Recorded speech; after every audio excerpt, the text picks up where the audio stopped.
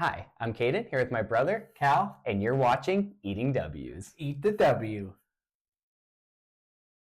That's a W. Let's eat one. Let's eat one. That's a W. On today's episode of Eating W's, we have our NFL Week 7 prediction episode. But before we get into that, just a quick update on Cal and I's head-to-head pick'em game and a quick update on our NFL Week 6 prediction episode. Since we didn't have an episode last week for our Week 6 predictions, I'm going to go ahead and pop them on the screen now, just so you can look at them for a little bit and then kind of realize what we picked from last week.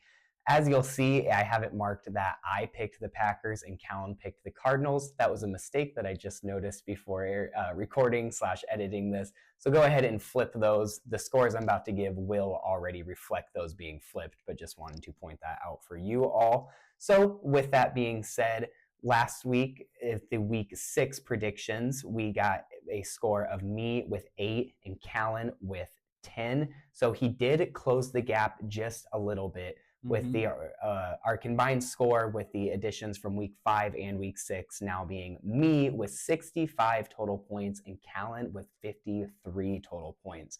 So just barely closes the gap by about 2 points, now being at a 12 differential, but closing the gap is closing the gap. There's still a lot of season left.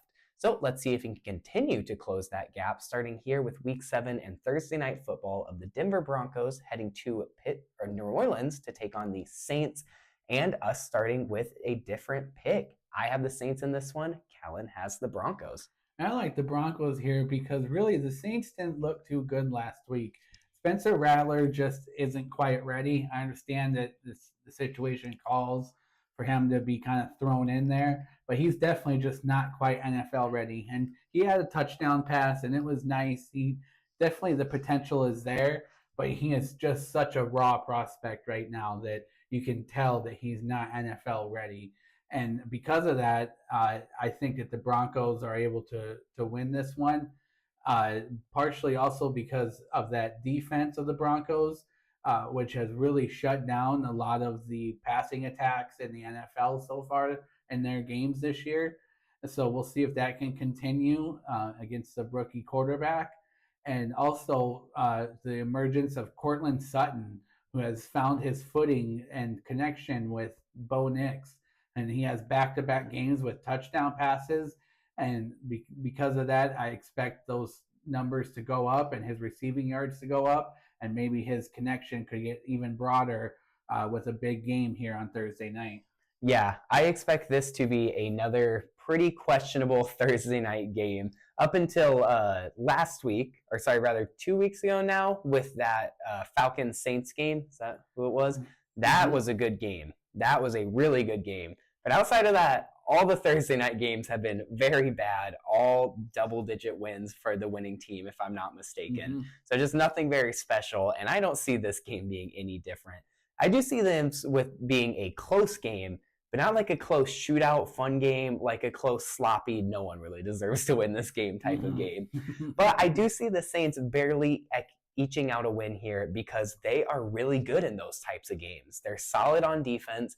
They have a really good rushing attack headed by Alvin Kamara, and that's why mostly I see them winning is that rushing attack. I see a really big game from Alvin Kamara. He was very quiet last week, and I think he's technically questionable this week with an injury, but I'm sure he'll end up playing even if it's not at 100%. But nonetheless, I think he has a really good game, and I guess this is really just a coin flip. Saints are at home. That helps too, but this game could really fall either way, but I have the Saints for now. So now moving on, we have our second week in a row with a London game. Scratch that, third week in a row with a London game, actually, with the New England Patriots not heading to Jacksonville, but heading to London to take on the Jaguars. And we split again here. Callan has the Jaguars, and I actually have the Patriots, even as my upset. Now, when I flashed it up on the Week 6 predictions, you might have saw that for the London game last week, I picked the Jaguars to beat the Bears, and I also picked them as my lock. That was because when the London games first started, the Jaguars would go to London constantly, and they would go and win constantly to the point where it was even slightly talked about them moving to London and being the London Jaguars. So I thought, okay, They're back in London. Here we go. They're facing a rookie quarterback. They're going to get the bus straight. They're going to get it figured out in this game. And they did the opposite. They got absolutely stomped. I think they allowed 5, if not 4 touchdowns by Caleb Williams, and it just was not even that close of a game. So not only am I going to the flip side now, I am overcorrecting and going all the way to the flip side and not only picking them to lose, but picking them to lose in an upset to Drake May and the New England Patriots. Drake May got his first start last week, and though he did not pick up a win, he was going against a really good Houston team, and he had a couple flashes of really good arm talent. So I think that we only see that develop here. He's kind of under the lights a little bit in the morning primetime slot there with the London game. So I think we see not only a win by the Patriots, but a pretty damn solid game from Drake May. Yeah, that definitely could be where Drake May did actually put up the most points, 3 touchdown passes for the most points for a Patriots game so far this year. And though it wasn't a loss, however, if they were able to put that performance together this week, I could see them winning this game. But I like the Jaguars in this one because, like you said, they're still in London. And even though they didn't show up last week in London, I expect them to show up this week in London and prove why they are the subtitled London Jaguars. So I expect a big game. Trevor Lawrence, who is finally starting to have it turn around. He had an okay game last week, but Caleb Williams did outperform him. And I just feel like Trevor Lawrence has hit his ceiling. I feel like it's not going to get any better for Lawrence, who seems to have almost topped out his potential. And even though that's still a very good quarterback, he was thought to be kind of a franchise cornerstone. And I don't know if he's really hit that point yet. But a win here would help solidify that. And look for a big game also from Christian Kirk, who has slowly become very much a number 1 target of Trevor Lawrence's. Certainly. Yeah, that's one point that I actually didn't really think much about. Them being in London still for the second week in a row instead of having to travel, that is a huge advantage. Staying in London from last week. That should help big time. So now moving down the list a little bit to the Packers game with the Houston Texans heading to Green Bay to take on the Packers. And we split here again. I have the Texans in this one, and Callan has the Packers. Now I like the Packers in this one because I think they're hitting their stride. And Jordan Love has come out and been on fire with back-to-back games with 4 touchdown passes, which is really nice to have. It's the first time that's been done since I can't remember. They said, but I can't remember what the stat was. I want to say like 2005 or 2006. Damn. Not even Rodgers did anything like that, where he had back-to-back games of 4 touchdown passes. So those were late Favre years for the Packers. The last time we had back-to-back games with 4 touchdown passes. And, you know, you got to have that interception in there. He's almost guaranteed to have one because of the way that he kind of flings those jump 50-50 balls. So if he continues to have that success with those jump balls, I expect the Packers to win this one in a very shootout style matchup.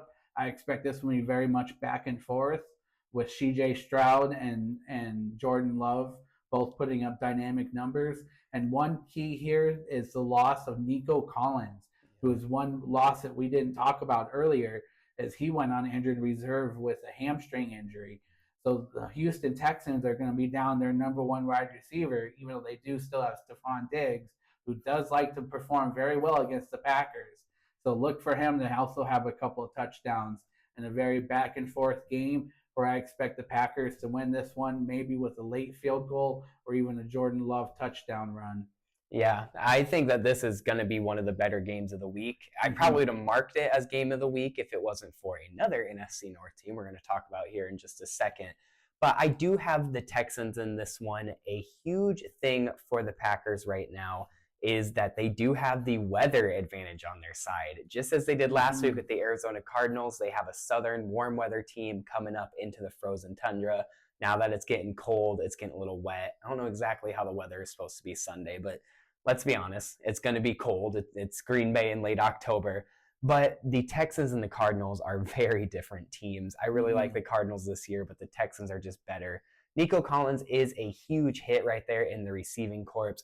But a guy that they do get back is Joe Mixon at that running back spot, which the Packers have done much better against the run this year. I will give them that. But it seems to be one of those sure things in the NFL that the Packers do have a slight run game weakness. And I think that Joe Mixon really exploits that. I think that is the big key to the Texans picking up a win in this game. But this is another one that I could really see falling either way. This is going to be a really good game nonetheless.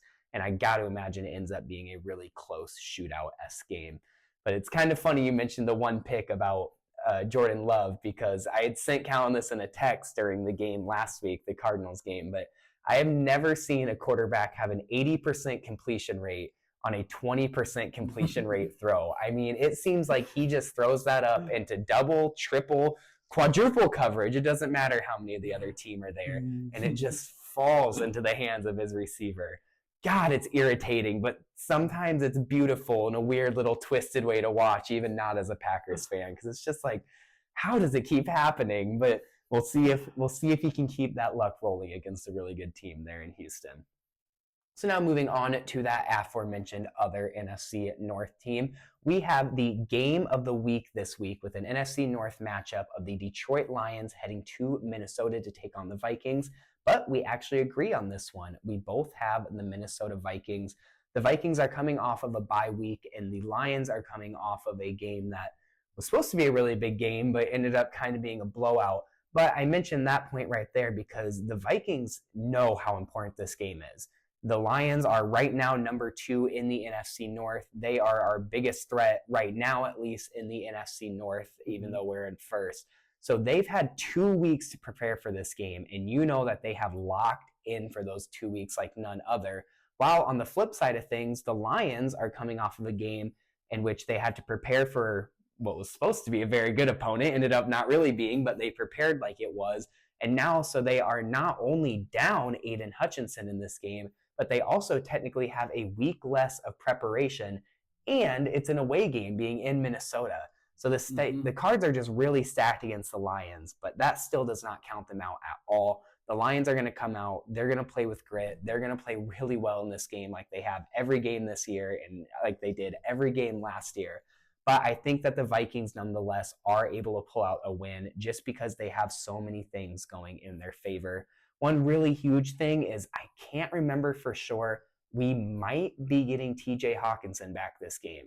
If not, it should be within the next week or two after this game. But there is a chance TJ Hawkinson plays in this game, which would be awesome for him to come back against his former team in Detroit. But nonetheless, like I said, overall, I think that the Vikings do find a way to win this game no matter what X and Y's end up happening. Yeah, I kind of hope the Vikings win this one just because the Packers are closer to the Lions than the Vikings, and you got to catch second place before you can catch first place. So hopefully it knocks the Lions down a peg. But I do like the Vikings in this one because I can't believe this. I'm going to say it because of Sam Darnold and his MVP caliber performance this year. And he has really had a connection with Jordan Addison and Justin Jefferson. And whether or not TJ Hawkinson comes back or not, he still has had a nice connection with the tight end, Johnny Munt. So that will just add another dynamic option to this already dynamic offense. And I believe Aaron Jones is still week to week, so we'll have to see if he plays. So as well, because he adds another dimension to this offense. And that's what I said earlier this year is that he's not good for a full 16, 17 games. He's going to miss some time with injury. It just depends how much. And he already missed one game, and we'll see if he misses another. But also, this Vikings defense is second in the league in sacks. And even though this is a very strong opponent and a very strong offensive line, I expect the Vikings defense to get a couple of sacks on Jared Goff because they like those long developing plays. And sometimes he stands in the pocket too long, and that leaves him susceptible to some sacks. So look for those sack numbers to build for the Vikings. And a big shout out here to the NFC North, who is making their claim as the toughest division in the NFL because they are the first division to have all 4 teams have 4 or more wins through 6 weeks since the 2002 realignment. Wow. I was going to say, before I even heard that, I didn't know that stat, but I don't even think it's a claim. I think it's just the truth at this point. If you're going team for team, it's got to be the toughest division. They're also the top 4 teams in point differential. Wow.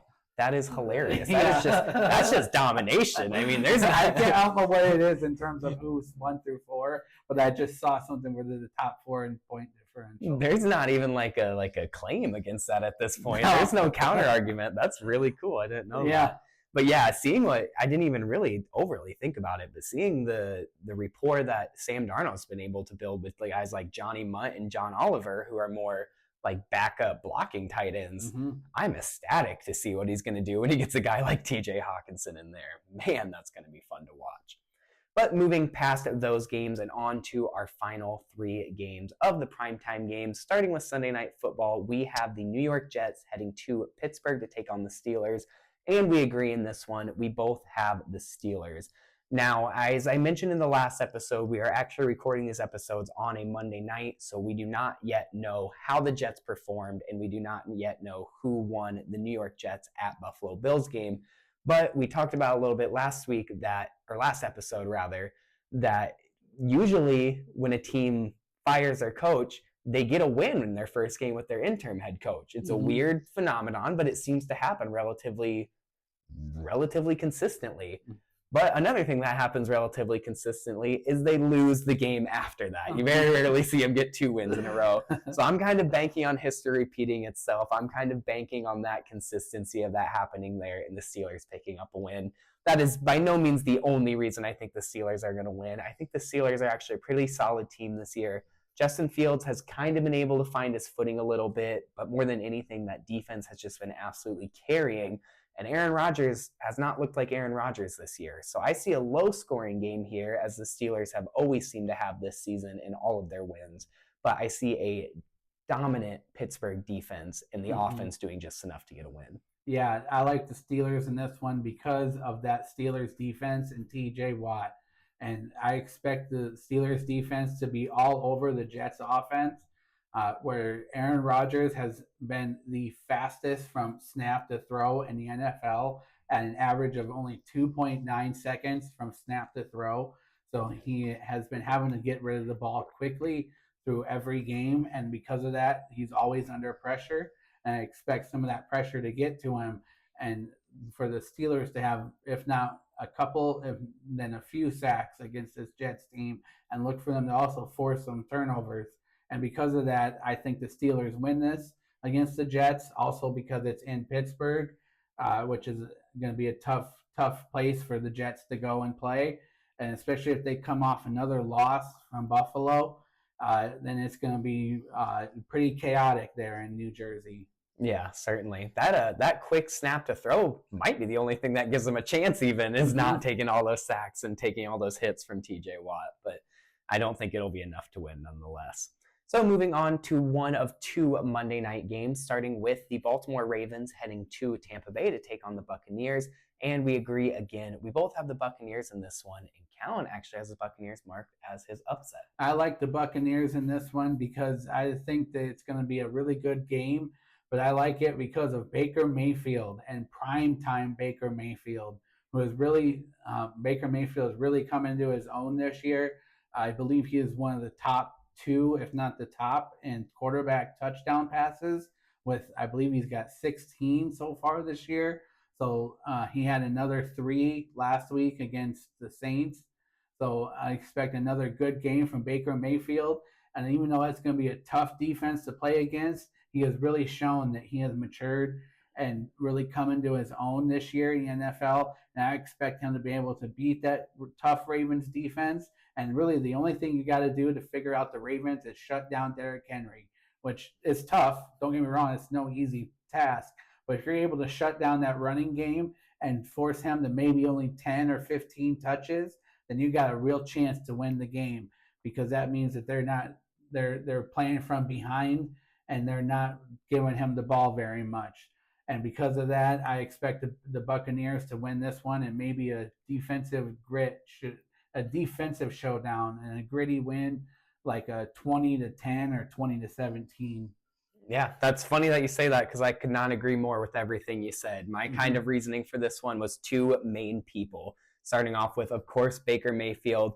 I've seen him kind of drop to his competition before when he faces some lesser teams, but what I've seen him do much more consistently is rise to the competition. And when he gets these prime times, when he faces these better teams on papers, really show up and really play his heart out and find a way to get his team the win. And then secondly, that Todd Bowles-led defense. Todd Bowles has been doing it a long time. I want to say he's been their head coach for about 3 years now, ever since Bruce Arians stepped down. And he's found ways to shut down some really good offenses and some really dynamic offenses in the NFL. And that's one word that really comes to mind with the Ravens offense is dynamic, not even dynamic in the way of pass and run, but dynamic in the way of how many ways they can run. They got Lamar Jackson, they got Derrick Henry, and they got Justice Hill, who are all really good running backs in a way, but all in their very own unique ways, which makes it really hard to stop them just depending on who's on the field at the same time.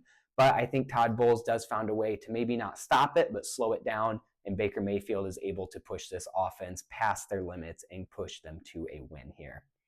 So now to close off with our final game of this week in the second of 2 Monday Night Football games with the Los Angeles Chargers heading to Arizona to take on the Cardinals. And we close this out by disagreeing. I have the Cardinals in this one and Callan has the Chargers. I like the Chargers in this one mostly because of Justin Herbert, who has slowly become one of the better quarterbacks this year with maybe not outstanding numbers, but very consistent numbers, with low turnovers, low touchdowns, and low passing yards, but a very high completion percentage.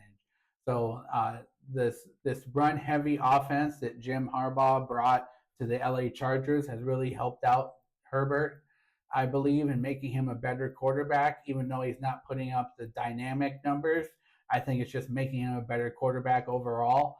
And because of that, I expect them to be able to lead a victory over this Cardinals team, who is very young. And I saw them last week, and they're going to upset some teams and get some wins, but they're just too young of a team right now to really string together a number of wins. And even though they will have Kyler Murray playing, Marvin Harrison is questionable to play, and they do get Zay Jones back, who is activated off injured reserve. But if both Marvin Harrison and Zay Jones don't play, then I don't see this Cardinals offense being able to put up enough points to outscore this Chargers defense. Yeah, Marvin Harrison playing or not is definitely a huge chess piece in this one. But nonetheless, I think even if he doesn't play, I think that they can find a way to win this game. This one was very much another coin flip for me. Very much helped that it's in Arizona, as it does often with the coin flips. But nonetheless, this Cardinals team is a little sporadic, but I think last week how poor they looked was a true fluke. I think there was a lot of outside factors, a lot of injury factors, and a lot of weather factors that made them look a lot worse last week than they actually were. And I think that the Chargers looked a little better last week than they actually were, kind of taking advantage of another very young team and a divisional opponent in the Denver Broncos last week. So it's really a true toss-up game because you don't know which team you're going to get out of both of these teams. That's true. This year we've seen the Cardinals play really well or really poor. This year we've seen the Chargers play really well or really poor. So more than anything, it just depends on which two teams show up. And actually, to be honest, if the two top performing, if the two upper echelon Cardinals and Chargers teams show up, this could easily be one of the best games of the week. This on paper is actually a really good matchup. But if both of these teams play up to that matchup is a whole different question mark. But nonetheless, give me heads, give me the Cardinals in this one.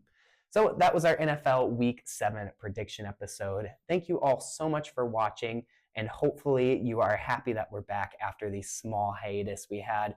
But until next week, don't forget to eat the W.